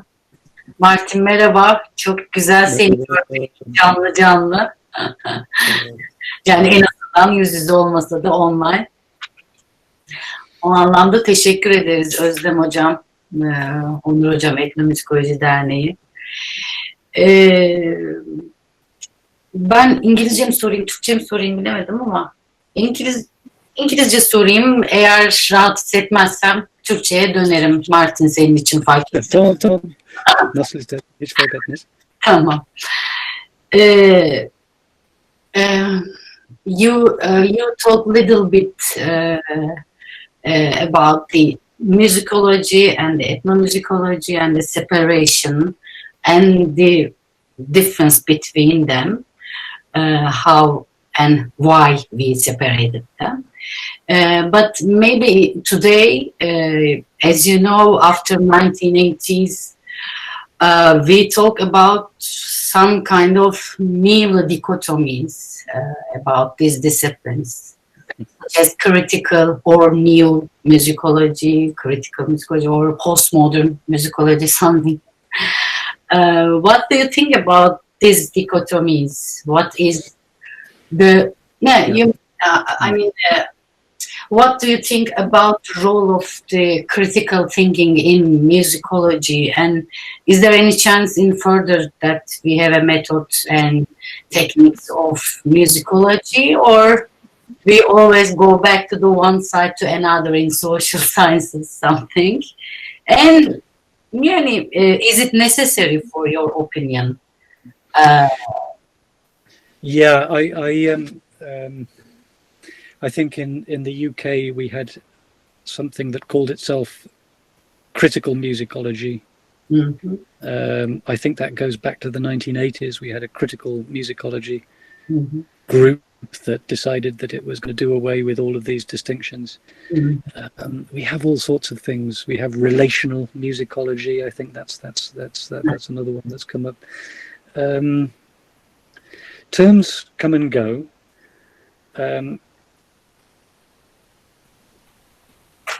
I've got to. Okay, so I'm just composing my answer here. I've got two problems with these terms. One is that they think that they can make all of the problems of concerning difference go away, right? And why do I think that difference is important? Because I think that as a critical concept, difference has to be central to how we understand music. Different people do it differently, understand it differently, have different values, use it in different ways, understand their own differences from one another in particular ways and different ways. That music is different depending on place, time, and community. So we cannot do without this concept of difference. Now, all of these new terms that come into play to, as it were, unify the study of music, at root, at heart, want to banish this difference. They want to push difference off the table, as though to create some kind of undifferentiated object. Right now, this I find problematic. I find deeply problematic for reasons that I've mentioned before. It allows something very conventional, very conservative, very controlling, very hegemonic to get back onto the table. We have worked very hard to get that off the table, and I worry that it gets back onto the table again. So that's the first problem. It's the will to erase difference that I find very problematic about these terms that supposedly kind of unify us. When anybody wants to unify me with anything, and when anybody wants to talk to me about unity, I immediately say, no, hang on a moment, I'm not ready for that. I have a problem with that. And the second thing I would say about all of these terms, which supposedly unify the field, intellectually speaking and critically speaking, is that they never succeed in doing so. They just create some other margin. They just have a way of creating some new object that is excluded and marginalized in some shape or form. Okay, let's call it critical musicology, fine. Okay, but then, let's think for a second about where would dance fall in such a disciplinary definition of critical musicology.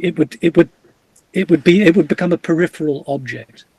Now, I only mentioned dance as an example, but it illustrates the problem here, which is that if you try to create a unifying term, you will necessarily create peripheral objects which are going to be excluded from it. So I think, my problem is I understand where that's coming from. I understand the instinct to say, let's unify. But I think in practice, it creates problems. And at an ideological level, I think that we're not ready for it yet. And as I keep on saying, if we can't, the problem here isn't, terms like critical or relational or ethno or popular. Those terms aren't the problem. We've got much more of a problem with this term music, actually. I think that's where the problem lies. Thank you, Gonja, for your question. It was very clear and thoughtful. Yeah. Teşekkür ederim. Okay. Erkan Kanat asks Cemal Ünlüz Gugaytı, gel zaman git zaman. I missed it. we were talking about, it's full of very interesting detail about the relationship between Ottoman and Egyptian music industries, and I find it a very informative book on that subject. He has a lot to say actually about Egypt and about. Then the last question, I think, our chair. Son soruyu da başkanımız sorsun. En büyük başkan bizim başkan. Eyvallah. Buyurun başkanım. Teşekkür ediyorum. Thank you very much for your deep presentation. I have two questions. I want to ask one of them is in English, the other one in Turkish. It's okay. Firstly, I wonder your idea and your about various ethnomusicology. Decolonizing ethnomusicology, applied ethnomusicology, urban ethnomusicology, historical ethnomusicology. What do you think about this various kind of ethnomusicology? I don't think it, I don't feel I don't have strong feelings. I don't have strong feelings about any of these distinctions or divisions. When has ethnomusicology not been applied? It's always been applied. Okay, call it applied ethnomusicology if you want. When has ethnomusicology ever really not been about the city? Because cities have been part of our life since Sumerian times. You know, okay, call it urban ethnomusicology if you want, but it doesn't really make any difference to me. You know, medical ethnomusicology. You know, when has ethnomusicology not been concerned about health, about wellness, about the organism, shall we say? Fine, call it medical ethnomusicology if you want. It doesn't really make any difference to me. It doesn't make it any less ethnomusicology. It doesn't really make it any more ethnomusicology. So I regard this with a certain degree of detachment. I don't feel very invested in any of these distinctions. I couldn't describe myself as a particular kind of ethnomusicologist. What sort of ethnomusicologist am I? I don't know. I don't really have any idea. So I think this is more to do with publishing. It's more to do with journals. It's more to do with creating platforms for voices within our fields. And I think all I ever feel about some new subcategory of ethnomusicology is good luck to you. May it produce some good and interesting work. I'll read it, you know, without prejudice. I think that's what I feel about all of these subdivisions within ethnomusicology. I have a slight feeling that we've got too many kinds of music study already, so why go creating more? That is the extent of my negative feelings about this. Okay, thank you very much. Evet, diğer sorumu Türkçe sorayım ve belki de kapanış mesajını da verelim istiyorsanız Güneş Hocam. Tabii buyurun hocam. Kapanışı size bırakıyorum. Peki, ben tüm katılımcılara çok teşekkür ediyorum ama öncelikle katılamayanlar, yani sisteme giremeyenlere de bir özür borçluyum. Çünkü daha önce Zoom ile organize etmeye çalışmıştık. Onda da ama bir kısıtlaması vardı normal Zoom'un. Bir Pro Zoom'a geçmek istedik. Fakat onda da üniversitemizin özellikle Google Meet üzerinden şeyi var, anlaşması var. Ama Suite olduğunu bilgisi geldiği için katılımcı sınırı olmadığını bana bildirmişlerdi. Fakat maalesef 100'e dayandık, 101'i zorladık ama birçok kişi kapı dışında kaldı. Hepsinden çok özür diliyorum. Şayet Martin Hocam'la müsaade ederse kaydımızı paylaşırsak... Evet, teşekkür ederiz hocam. Sözü de almış olduk. Ve de yayınlayacağız. En azından oradan izleme şansı olacak diğer katılımcılarımızın. 16 Mayıs'ta böyle bir hataya düşmeyeceğiz dolayısıyla. Bu da acı bir tecrübe oldu bizim için. Şimdi ikinci sorumu sormak istiyorum. Tam da konu başlığımızda fieldwork olduğu için. Tabii burada bir pandemi dönemi yaşıyoruz ve tabii ki etnomüzikoloji, çalışmalarında özellikle saha çalışması noktasında özellikle de farklı bir kültüre yönelik bir araştırma yapmak istediğinde kişi şu an bazı kısıtlamalar var ama onun dışında etnografi veya dijital etnografi hakkında sizin de düşüncenizi öğrenmek isterim. Etnomüzikolojideki konumlanışı noktasında etnografi veya dijital etnografinin. Yeah, good question. So, I mean, we haven't talked much about ethnography and what ethnography means.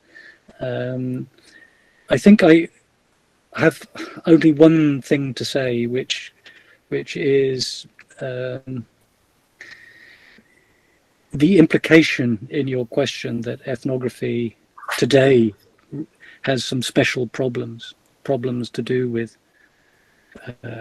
access to field sites, the political environment, the health environment. The pandemic, of course, makes fieldwork and classic ethnography difficult.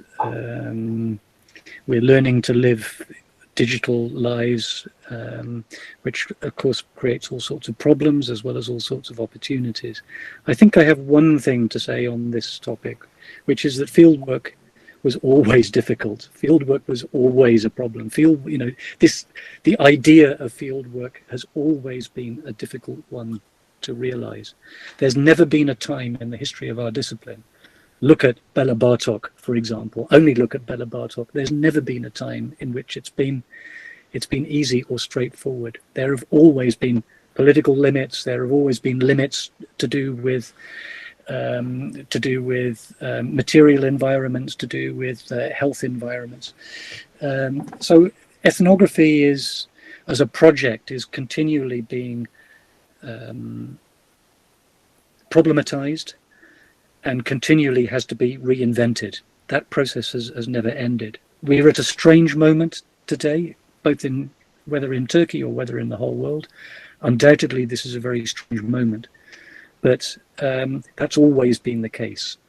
I think that there's nothing special about the problems that we have at the moment.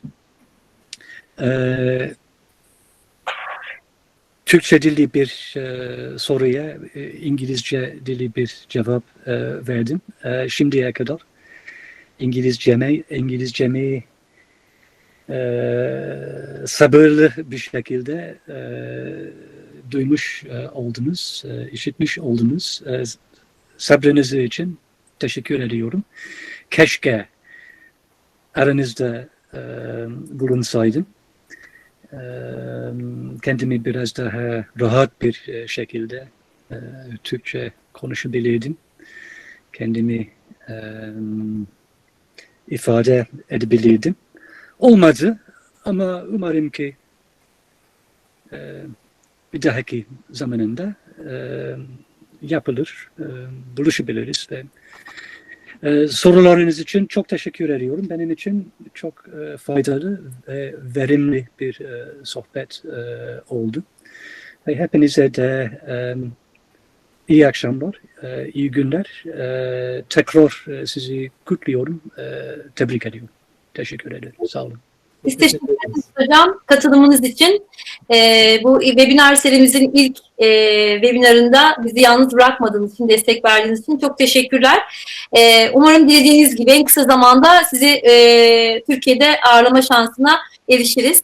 Herkese sağlıklı günler diliyorum ben. 16 Mayıs'ta Mehmet Sanlıkoğlu'la yapacağımız webinarımıza şimdiden herkesi davet etmiş olayım buradan. Herkese teşekkürler, iyi akşamlar. Onur Hocam size de ayrıca teşekkürler. Rica ederim. Çok teşekkür ederim. İyi akşamlar.